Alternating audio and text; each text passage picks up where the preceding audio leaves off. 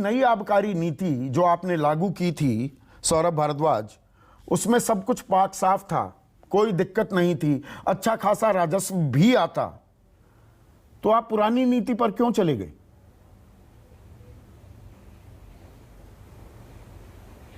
जी संदीप जी, इस पूरी की पूरी नीति को नई और पुरानी समझने के लिए मैं आपको थोड़ा सा इसका बैकग्राउंड समझाऊंगा। देखिए, पुरानी आबकारी नीति के अंदर दिल्ली के अंदर करीब 40% ऐसा एरिया हुआ करता था जिसके अंदर कोई भी जो है शराब की दुकानें नहीं होती थी। उसको आप नॉन कन्फर्मिंग एरिया कह सकते हैं, उसको आप अनऑथराइज्ड कॉलोनी वाला एरिया कह सकते हैं। सब लोग जानते हैं कि वो एरिया था।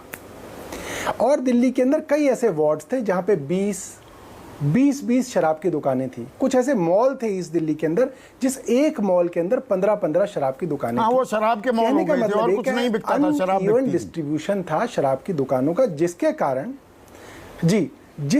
क्या था, दिल्ली का करीब 40% एरिया ऐसा था जहां पे सिर्फ और सिर्फ शराब माफिया की शराब पहुंचती थी और ये जो बूटलेगर्स हैं उनकी शराब पहुंचती थी या हरियाणा से स्मगल की हुई शराब पहुंचती थी, जिसकी ड्यूटी, जिसकी एक्साइज जो है दिल्ली सरकार को नहीं मिलती थी। शराब तो बिकती थी मगर उसका फायदा एक शराब माफिया को होता था, सरकार को उसमें कोई एक्साइज ड्यूटी नहीं मिलती थी। दिल्ली की इस ड्यूटी का मेन उद्देश्य ये था, इस पॉलिसी का मेन उद्देश्य ये था कि आप पूरी दिल्ली के अंदर उन्हीं शराब के ठेकों को जो 849 पहले थे, 849 ही नई नीति के अंदर थे, उन्हीं शराब की दुकानों को आप इक्वली डिस्ट्रीब्यूट कर दें पूरी दिल्ली के अंदर, और वही इसके अंदर किया गया। मगर जब ये पॉलिसी बनी मई के अंदर एलजी साहब को भेजी गई, एलजी साहब ने उसके अंदर कुछ सुझाव दिए। लागू तो ये हो गई थी नवंबर 2021 को। सुझाव एलजी साहब के मान लिए गए और जून में दोबारा से, जी मैं मई की बात कर रहा हूँ, 2021 मई की बात कर रहा हूँ, फिर जून 2021 में उनके सुझाव मान के उनको दी गई। जून 2021 में उन्होंने ये पॉलिसी पास कर दी। इसके टेंडर हो गए, लोगों ने इसके अंदर हाईएस्ट बिड्स डाल दी। अब बिड्स इस तरह से डली कि सारे के सारे लाइसेंसीज को ये पता था कि अब जो है उन 40% इलाकों में जहां पे स्मगल्ड लिकर माफिया के थ्रू जाती थी, वहां अब आप लीगलाइज्ड लिकर बेचेंगे, इसलिए मार्केट बड़ी होगी। और ये जो बिडिंग थी ये पहले के मुकाबले 25% ऊपर बिड गई। मतलब सरकार कह रही थी कि आप 225 करोड़ दीजिए, लोगों ने 300 करोड़, 350 करोड़ की बिड करके इसको लिया। यानी कि लाइसेंसी ने ज्यादा से ज्यादा दाम देने के लिए इसको टेंडर में भरा और जो सबसे हाईएस्ट बिडर्स थे उनको अलग अलग जगह की जो है बिडिंग दे दी गई, उनको वहां का कॉन्ट्रैक्ट 144 करोड़ 36 लाख की छूट भी दे दी आपने। अब लाइसेंस फी वेव ऑफ कर दी। खुलनी थी, नहीं दरिया दिल्ली भी दिखाई 144 करोड़ 36 लाख आपने लाइसेंस फी वेवर कर दी। वो आगे आएगा, वो संदीप जी वो बाद में आएगा संदीप जी, उस पे भी मैं आता हूँ। हाँ। उसके बाद जब दुकानें खुलने लग गई और 17 नवंबर से उन दुकानों को खुलना था, एलजी साहब ने उससे 48 घंटे पहले कह दिया कि भाई जो नॉन कन्फर्मिंग एरिया था, जो अनऑथराइज्ड एरिया था, जो कि पॉलिसी में एलजी ने खुद पास किया है, उसके अंदर अब दुकानें नहीं खुलेंगी। अब क्या हुआ, जिन लाइसेंसीज ने वो दुकानें ली थी, अब आपने 100 दुकानें ली और अब आपने कह दिया कि 40 दुकानें आप नहीं खोल सकते उस एरिया के अंदर, तो वो 60 का ही पैसा देगा ना, वो 40 का तो नहीं देगा। सरकार ने कहा नहीं भाई नहीं, आप 60 का नहीं दोगे, आप 100 का ही दोगे। वो लोग हाईकोर्ट चले गए और एक नहीं कई दर्जन पिटीशन हाईकोर्ट के अंदर लगे, इस चीज को लेके लगे कि भाई जब पहले कहा गया था कि 100% एरिया हमारा होगा, अब आप हमें 40% को हटा रहे हैं, तो आप हमारा फीस कम कीजिए। कोर्ट के कहने पर, कोर्ट के आदेश पर, कई बार की डेट्स लगने पर कोर्ट्स ने कहा कि अब आप इनसे पूरी लाइसेंस फी कैसे दे सकते हैं, आप इनकी 30-35% लाइसेंस फी कम कीजिए।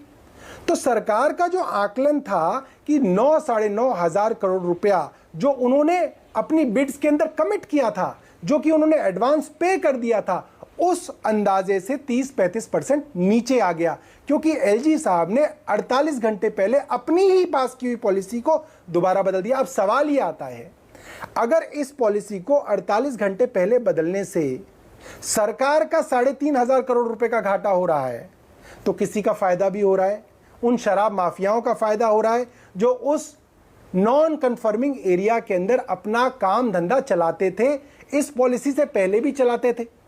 तो उनको फायदा दिया गया। अब हम ये कह रहे हैं कि जब से हम बहस कर रहे हैं 1 महीने से, भाजपा का हर प्रवक्ता कहता है भाई आप जो है जांच से क्यों डर रहे हो, जांच ही तो हो रही है, आप जांच होने दो, दूध का दूध पानी का पानी होने दो, आप इतना तिलमिला क्यों रहे हो। आज तो हमने सिर्फ एलजी की जांच की बात की है, उनकी जांच अभी शुरू नहीं हुई क्योंकि सीबीआई इन्हीं के अंदर है, केंद्र सरकार के अंदर है, और भारतीय जनता पार्टी तिलमिला रही है। इनके स्पोक्स पर्सन इसके लिए प्रेस कॉन्फ्रेंस कर रहे हैं कि भाई आप एलजी की कैसे जांच कर लोगे, क्यों नहीं कर लेंगे भाई। एलजी ने क्या चुनी हुई सरकार से पूछा, किसी से मशवरा लिया, किसी अफसर से बातचीत की? आपने ये करके 3,500 करोड़ रुपए का घाटा, लगभग 30 से 35% रेवेन्यू का घाटा आपने दिल्ली सरकार की चुनी हुई सरकार के ऊपर। ये आप वो काम नहीं कर रहे हैं क्या? सौरभ की उल्टा चोर कोतवाल को डांटे। एलजी के पास चीफ सेक्रेटरी नरेश कुमार की एक चिट्ठी जाती है, वो ये लाल झंडा लहराते हैं कि 144 करोड़ 36 लाख की छूट दे दी, अब ये 3 बजे तक शराब की दुकान खोलेंगे, 25 से 21 साल की उम्र कर दी, गड़बड़ झाला है। ये रेड फ्लैग किया चीफ सेक्रेटरी ने कि एलजी ने। अब 144 करोड़ पे आ जाते हैं। अब ये जो 144 करोड़ का झुंझुना लेके भारतीय जनता पार्टी के प्रवक्ता 1 महीने से कूद रहे हैं अब उस चीज पे। और संदीप जी, आप अपने लेवल पे इसके ऊपर रिसर्च करा सकते हैं अपनी टीम से।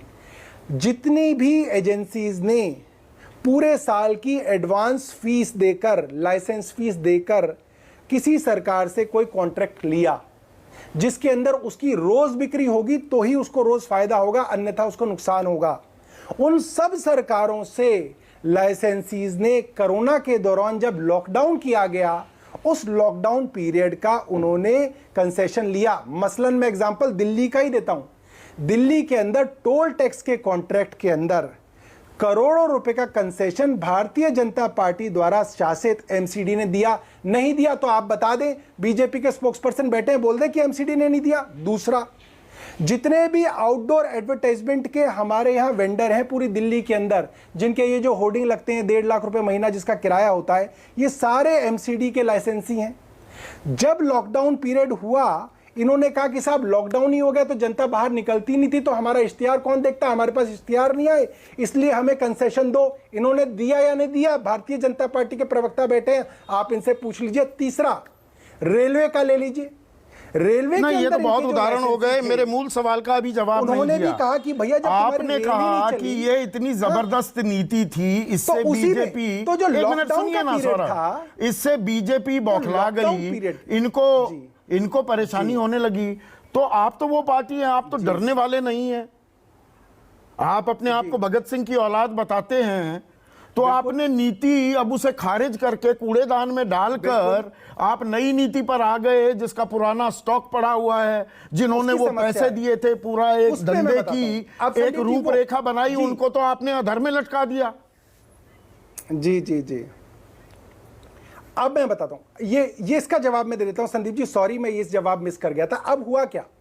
अब संदीप जी, ये हुआ कि जिसने 100% जगह के लिए अपनी शॉप्स की बिड करी, उसको आपने 60% दे दिया, उसकी फीस कम कर दी, मगर उसने जो पूरा आकलन किया था वो नॉन कंफर्मिंग एरियाज का किया था, उन एरियाज का किया था जहां पे पहले जो है इलीगल शराब बिकती थी। उसकी वजह से उन्होंने जो शराब सरकार को पैसा कमिट किया अपनी हाईएस्ट बिड्स में, वो काफी हाई किया था। उनके लिए उतना पैसा सरकार को देना मुश्किल हो रहा था, जिसकी वजह से कुछ वेंट्स बंद होने शुरू हुए। उसके बाद सरकार की तरफ से ईडी और सीबीआई से बाकी लाइसेंसेस को भी इतना डराया धमकाया गया कि उन लोगों ने भी कुछ नहीं, 32 जोन्स में से 15 जोन के वेंडर्स ने कहा भैया माफ करो, हम निकल रहे हैं जी। 32 में से 15 जोन्स के वेंडर्स ने कहा भैया माफ करो, हो गई गलती, हो गई जी। 2 कारण थे, एक तो अब संदीप जी अगर हम वेंडर्स को फायदा पहुंचा रहे होते, लाइसेंसेस को फायदा पहुंचा रहे होते, तो ऐसा नहीं होता कि मई के अंदर ही जो है 175 दुकानें बंद हो गई, क्योंकि उनको नुकसान हो रहा था। सरकार को उनको जितनी लाइसेंस फीस देनी है उतना उनको, तो अगर आपकी नीति, फिर मैं वही पूछ रहा हूं, अभी उसका जवाब नहीं मिला। नीति पाक साफ थी, एक नई चीज आप लेकर आए, तो आप डर क्यों गए? पुरानी नीति पर क्यों आ गए? जी नहीं, डरा नहीं संदीप जी, समस्या ये है कि अगर वो लाइसेंसी